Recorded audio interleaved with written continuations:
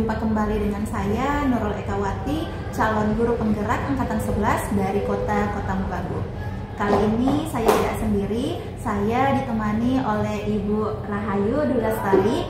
Beliau adalah guru bimbingan dan konseling di SMA Negeri 3 Kota Mobagu. Assalamualaikum Ibu Ayu. Waalaikumsalam. Bagaimana kabarnya hari ini? Alhamdulillah baik Ibu. Alhamdulillah ya. Hari ini kita akan adakan percakapan praobservasi ya Bu. Baik. Sebelum nanti saya akan amati jalannya proses pemberian layanan yang akan Ibu lakukan di dalam kelas. Adapun tujuan dilakukannya supervisi ini adalah untuk mengetahui dan mengevaluasi jalannya proses layanan yang akan Ibu berikan di dalam kelas. Dan percakapan praobservasi ini sebagai persiapan awal sebelum nanti Ibu melakukan kegiatan layanan bimbingan dan konseling agar Ibu lebih siap dan lebih percaya diri sehingga bisa memberikan layanan yang terbaik bagi murid. Begitu ya Ibu? Baik. Ada beberapa pertanyaan Bu yang akan saya sampaikan kepada Ibu. Yang pertama berkaitan dengan tujuan ya Bu. Apa tujuan layanan yang ingin Ibu capai?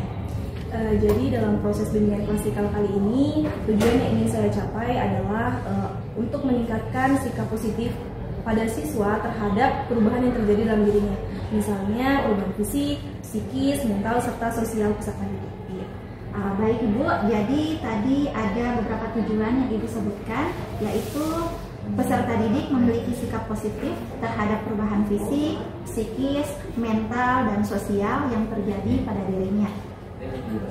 Lalu bagaimana dengan area pengembangan yang ingin Ibu capai atau ingin Ibu lakukan saat observasi nanti? Dalam area pengembangan ini yang ingin saya capai berada pada bidang pribadi peserta didik. Jadi fokus saya adalah untuk membantu peserta didik agar mampu memahami dan menerima dirinya sendiri. Hal ini mencakup aspek-aspek seperti peningkatan percaya diri, pemahaman tentang potensi dan kekurangan diri, serta kemampuan mengelola emosi dan mengatasi stres. Mengingat saat ini remaja-remaja masih sangat kurang dalam pemahaman perubahan yang terjadi dalam dirinya, sehingga terkadang mereka masih salah dalam mengambil langkah untuk proses masa depannya. Nah, karena masalah tersebut maka diperlukannya adanya bimbingan klasikal agar mencegah terjadinya kejadian-kejadian seperti itu. Iya. Baik Ibu, jadi area pengembangan yang ingin dicapai tadi adalah bimbingan pribadi ya Bu? Iya. Lalu bagaimana rancangan pelaksanaan layanan yang akan Ibu terapkan di dalam kelas? Mungkin dari strategi layanannya, model layanannya, ataupun dari metode layanannya. Iya, baik Ibu. Jadi di sini ada beberapa strategi yang saya gunakan. Strategi yang saya gunakan di sini pertama adalah pembelajaran berdiferensiasi yang diintegrasi dengan sosial emosional terkhusus pada diferensiasi konten. Nah, dalam proses bimbingan saya menggunakan dua metode dalam penyampaian materinya. Yang pertama dalam bentuk materi narasi yang dibuat dalam bentuk PowerPoint. Yang kemudian saya menampilkan video edukasi dalam bentuk animasi agar lebih menarik dan mudah dipahami oleh peserta didik. Dalam proses pembuatan lembar kerja peserta didik di sini diselesaikan secara berkelompok ya Ibu, dengan diskusi yang kemudian dipresentasikan di depan kelas. Dalam proses presentasi juga peserta didik menampilkan dalam dua bentuk presentasi. Yang pertama dalam bentuk narasi hasil analisis, kemudian yang kedua dalam bentuk desain grafis yang ditampilkan melalui LCD. Yang kedua, saya menerapkan PSE atau pembelajaran sosial emosional dengan metode mindfulness. Jadi dengan metode ini peserta didik lebih tenang serta merasa lebih nyaman selama proses bimbingan berlangsung. Untuk metode layanan sendiri, di sini saya menggunakan metode layanan kontekstual teaching and learning atau pembelajaran kontekstual, di mana pendekatan pembelajaran ini menekankan kepada pemahaman untuk menghubungkan antara pengetahuan akademis serta pengalaman di kehidupan nyata. Nah, metode ini berfokus pada proses di mana peserta didik belajar melalui pengalaman langsung, sehingga apa yang sudah mereka pelajari di dalam kelas itu akan bisa mereka terapkan dalam kehidupan sehari-hari. Iya, sangat detail Ibu. Jadi rencana pelaksanaan layanan yang akan Ibu Ayu lakukan di dalam kelas adalah menggunakan strategi pembelajaran berdiferensiasi yang diintegrasikan dengan pembelajaran sosial emosional, lalu menggunakan model pembelajaran kontekstual teaching and learning, dan juga menggunakan metode diskusi kelompok. Benar ya Bu? Iya, benar. Nah, bagaimana dengan media layanan yang akan Ibu pakai di dalam kelas Ibu? Jadi media yang saya gunakan di sini ada beberapa, Bu. Yang pertama ada PowerPoint, kemudian ada aplikasi web, di mana aplikasi web ini saya gunakan untuk membuat games edukatif atau membuat kuis-kuis singkat untuk meningkatkan pemahaman peserta didik. Kemudian ada papan tulis, ada LKPD, referensi materi, serta video yang ada di YouTube. Ya, sangat baik Ibu Ayu. Nah, kapan Ibu akan melakukan layanan tersebut? Di hari apa, di kelas berapa, dan juga di jam keberapa Ibu?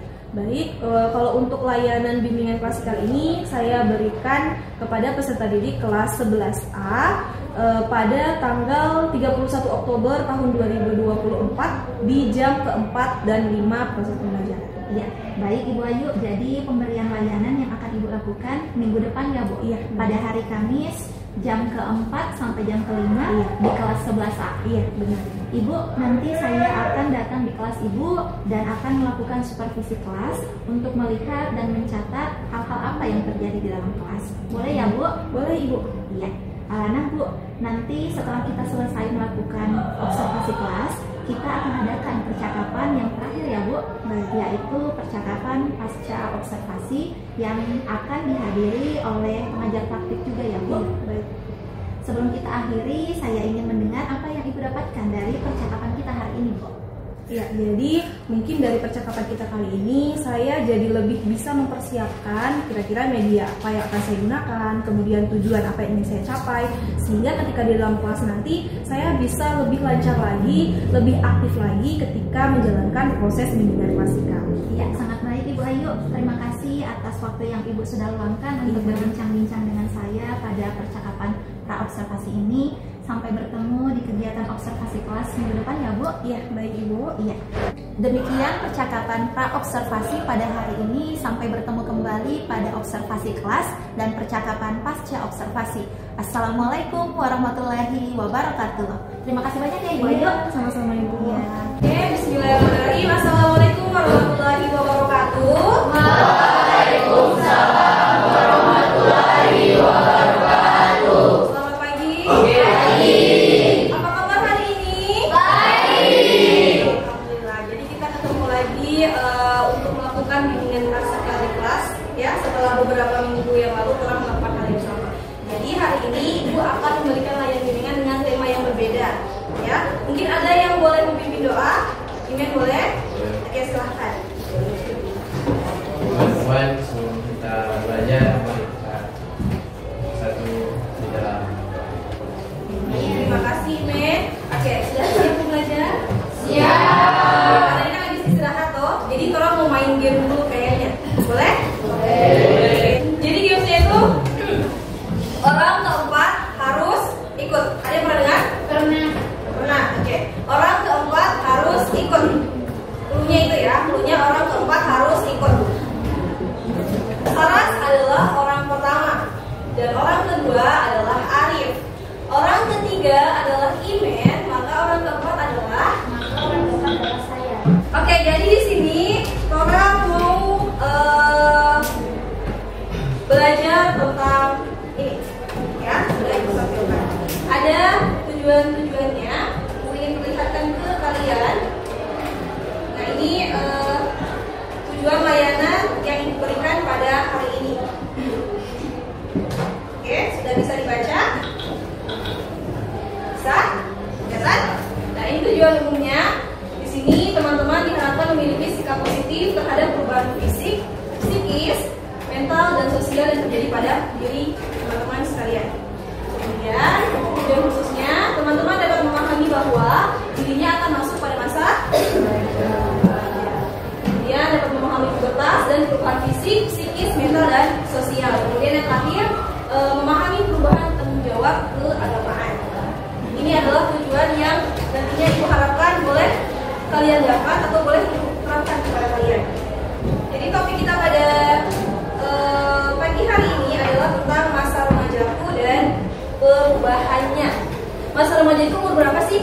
Umur berapa? 15 sampai 17. Yakin? Yakin? Kalian masuk remaja enggak atau masih anak-anak? Kalian rata-rata usia berapa? 15. Jadi usia remaja itu mulai dari usia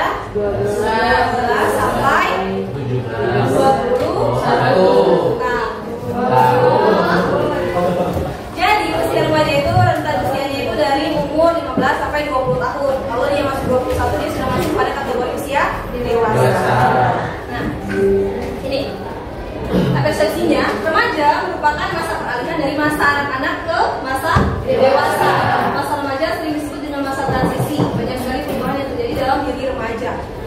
Sebelum ibu mau mempertontonkan video ini, ibu ingin membagi kalian kelompok per gender. Jadi 4 kelompok ibu buat. Jadi nanti 2 kelompok laki-laki, 2 kelompok perempuan.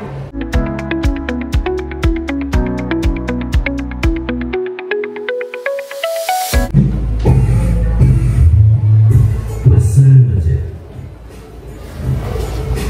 merupakan satu tahap perkembangan manusia setelah melewati masa kanak-kanak atau disebut sebagai masa peralihan menuju usia dewasa yang ditandai dengan pubertas.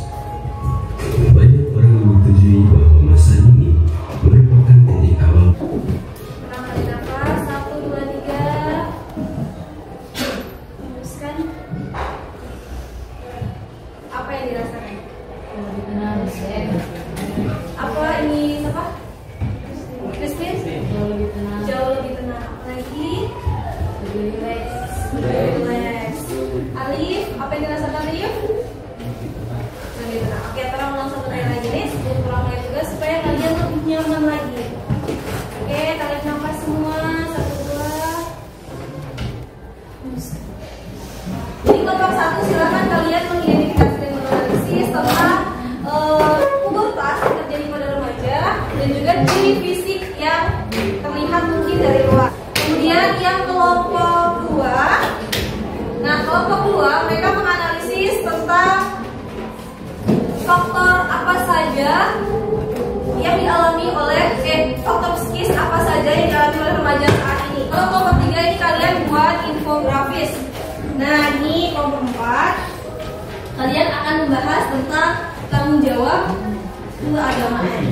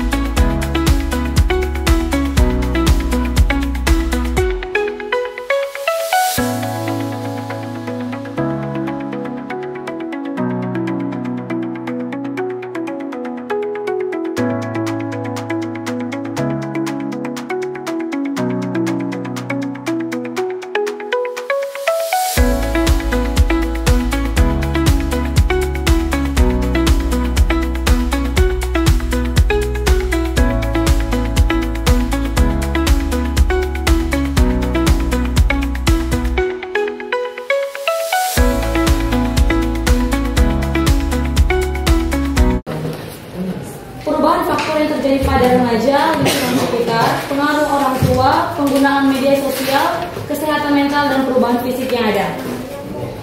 Yang kedua, uraikan mengenai perubahan psikis yang terjadi pada remaja. Perubahan psikis yang terjadi pada remaja bisa menjadi lebih mudah emosi, sedih, gelisah, cemas, dan murung. Mulai mencari jati diri sendiri, pola pikir yang labil dan abstrak, adanya perubahan sikap dan perubahan kepercayaan diri pada masa remaja. Masa remaja dan perubahannya. Pertanyaan pertama, tuliskan tanda pubertas dan perubahan fisik yang terjadi pada laki-laki dan perempuan. Tanda pubertas pada wanita adalah menstruasi, tumbuh jerawat, pertumbuhan payudara, tumbuhnya rambut di area ketiak, dan timbul membesar. Tanda pubertas dan perubahan fisik pada laki-laki yaitu mengalami mimpi basah, terjadinya perubahan suara, terbentuknya otot-otot pada tubuh, tumbuh jakun. Pertanyaan kedua, apa saja yang menjadi faktor yang mempengaruhi pubertas pada remaja? Faktor biologis, faktor psikologis, faktor sosial. 3. Bagaimana cara Anda untuk mengatasi tantangan yang ada pada masa pubertas remaja? Menjadi pendengar yang baik, mengenalkan cara menjaga kesehatan organ reproduksi, dan cara untuk menjaga kebersihan diri, menghadapi dan menerima perubahan selama masa pubertas. wabarakatuh. Waalaikumsalam warahmatullahi wabarakatuh. Selamat pagi semua. Pagi. Shalom. Shalom bagimu juga. Baik, kami dari kelompok 3 akan mempresentasikan sebuah tugas yakni remaja dan perubahannya. Baik, di sini yang akan mempresentasikan yakni saya, itu Rizky dan Oke, yang pertama di sini topiknya adalah remaja dan perubahannya. Apa saja yang menjadi faktor perubahan mental dan sosial pada remaja? Jadi yang pertama itu faktor lingkungan, yang kedua pengaruh orang tua, yang ketiga tekanan lingkungan, yang keempat pengaruh media, dan yang terakhir kekerasan dan patah hati. Nah, dari sini kita bisa melihat bahwa faktor-faktor perubahan mental ini sangat banyak, yakni dari faktor lingkungan ada, pengaruh orang tua, tekanan lingkungan, pengaruh media sosial yang kurang permainan sehari-hari, dan kekerasan serta patah hati. Nah, yang kedua, bagaimana mengatasi tantangan dalam perubahan sosial remaja? Jadi caranya itu, yang pertama mengatasi kecanduan media sosial, yang kedua bijak menggunakan media sosial, yang ketiga selektif dalam menyebarkan informasi, yang keempat memperbanyak aktivitas di luar rumah. Ada yang boleh mau kasih kesimpulan dari semua rangkaian yang sudah tolong buat tadi? Kita dari hasil kesimpulan dari kelompok 1, kelompok 2, kelompok 3, dan kelompok 4 bahwa di masa remaja ini begitu banyak perubahan, begitu banyak dampak yang kita alami, dari kesehatan mental, mungkin dari lingkungan sekitar kita. Tetapi di masa remaja sekarang kita boleh, mungkin pola pikir kita bisa berpikir bagaimana cara mengatasinya, bagaimana walaupun begitu banyak dampak-dampak yang terjadi, tapi kita boleh mengatasinya. Seperti tadi kelompok 3 bahwa di situ ada banyak begitu dampak, tapi ada mengatasinya juga seperti bagaimana komunikasi antara orang tua dan anak, sehingga ada solusi dari setiap masalah-masalah remaja zaman sekarang. Terima kasih. Ketika kita sudah memasuki usia remaja, tentunya akan banyak perubahan-perubahan yang kita alami. Dan apa yang harus kita lakukan? Yaitu menyesuaikan diri, menyesuaikan dengan keadaan yang terjadi sama diri kita, mulai dari mungkin fisik kita, mungkin dari psikis kita, emosional kita, dan lain sebagainya. Jadi kita hanya perlu menyesuaikan saja, dan tentunya berlaku dengan sewajarnya. Nanti sebelum kita tutup kelas kita pada siang hari ini, ada yang boleh berdoa? Boleh untuk pimpin doa, Saras mungkin? Boleh dari tempat kalian, Saras? Baik teman-teman, sebelum kita mengakhiri kegiatan kita pada siang hari ini, mari kita berdoa menurut agama dan masing-masing berdoa mulai. Doa selesai. Oke, terima kasih. Bila kurangnya mohon maaf. Wassalamualaikum warahmatullahi wabarakatuh dan selamat siang. Waalaikumsalam warahmatullahi wabarakatuh. Assalamualaikum warahmatullahi wabarakatuh. Sekarang sudah sampai pada percakapan pasca observasi, dan pada kali ini kita sudah kedatangan Ibu pengajar praktik, Ibu Supriyati Makalalat. Apa kabarnya Ibu? Alhamdulillah baik. Iya. Terima kasih atas kedatangannya Ibu. Sama. Dan ada Ibu Ayu. Baik, pada percakapan pasca observasi ini saya akan memberikan pertanyaan-pertanyaan terkait dengan observasi kelas yang sudah Ibu lakukan, dengan tujuan untuk mengevaluasi sejauh mana proses pembelajaran di kelas yang sudah dilakukan oleh Ibu Ayu. Pertanyaan pertama, bagaimana perasaan Ibu Ayu terkait dengan jalannya observasi kelas yang sudah berlangsung, Bu? Tentu saja untuk observasi kali ini saya merasa cukup gugup dan juga nervous ya Bu, karena untuk observasi kali ini ada pengajar praktik yang ikut serta secara virtual dalam proses pembelajaran saya.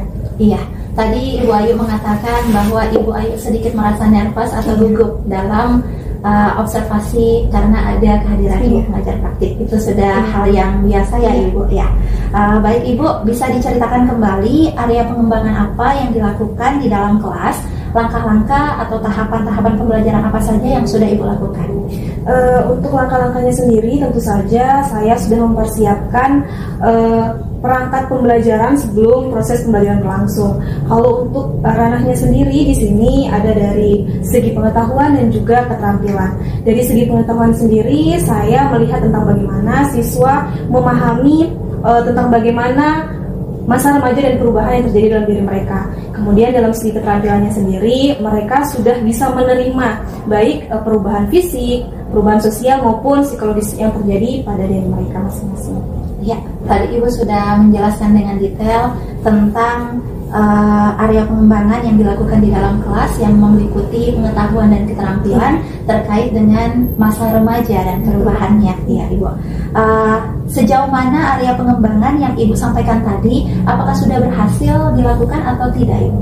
Sejauh ini sudah berjalan dengan baik, akan tetapi masih ada beberapa kekurangan-kekurangan yang mungkin tanpa saya sadari itu terjadi saat proses pembelajaran berlangsung. Iya. Kalau misalnya Ibu menilai performa mengajarnya Ibu dalam skala 1 sampai 10, Ibu Ayu berada di posisi mana? Mungkin ada di posisi 8. Kenapa Ibu Ayu memilih angka 8? Karena masih ada beberapa kekurangan yang saya temui, Bu. Mulai dari bagaimana keaktifan siswa, ada beberapa siswa yang mungkin masih kurang aktif atau kurang antusias dalam menerima materi yang saya berikan. Kadang mereka masih sering melamun, akhirnya tidak memperhatikan pembelajaran dengan baik.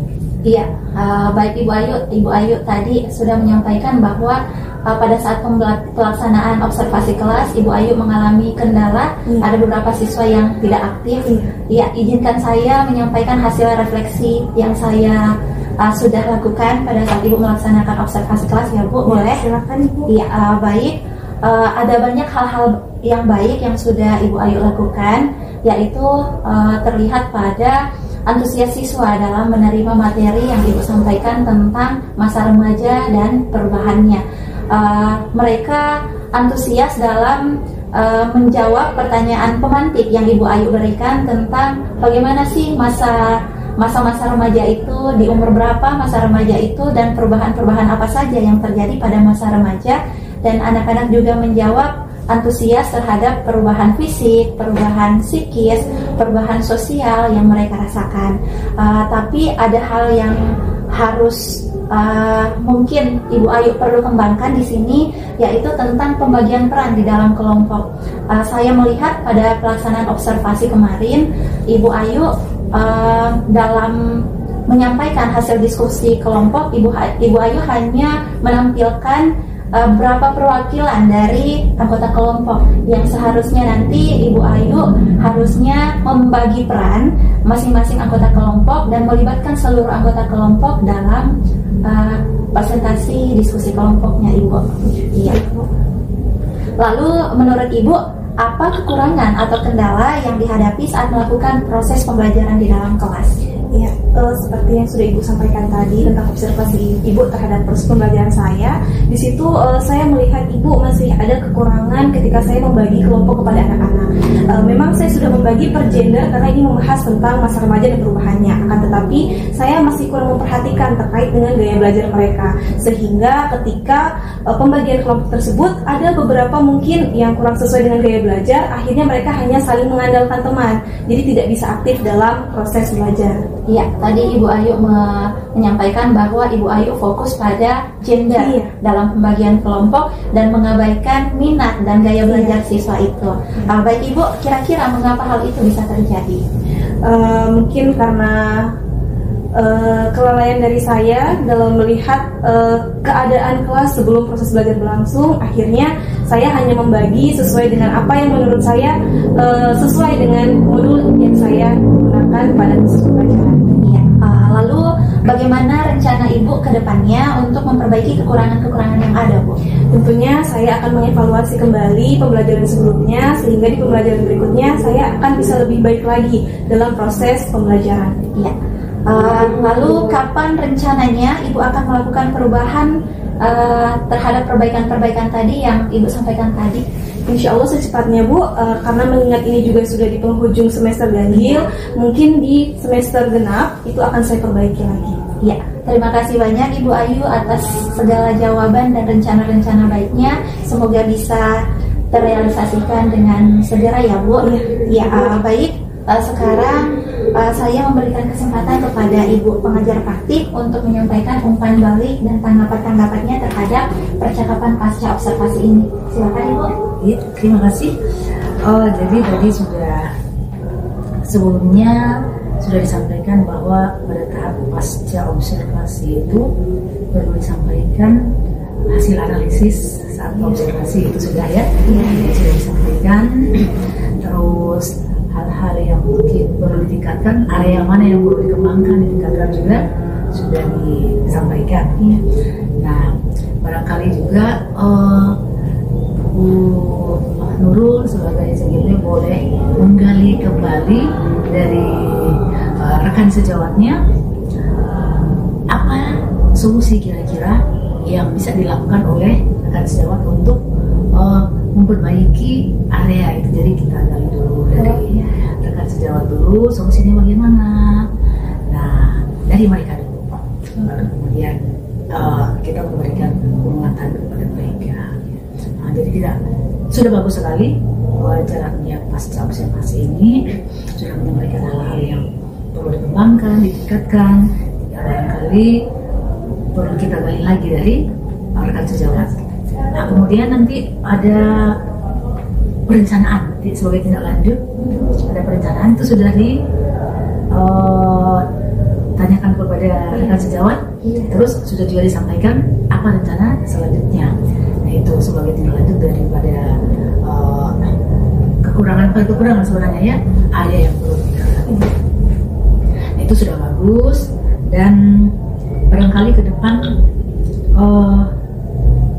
terus dilanjutkan lagi pendampingan seperti ini oleh CGP kepada rekan-rekan yang lain, mulai dari penyusunan RPP, kemudian percakapan pra-observasi itu perlu dilakukan sebelum masuk ke tahap observasinya, dan hal-hal selama observasi kelas itu kalau saya lihat di video juga itu sudah ada beberapa yang melakukan mencatat apa yang berlangsung selama kegiatan pembelajaran. Dan sebagaimana kita ketahui bersama bahwa pembelajaran itu harus berusaha kepada peserta didik.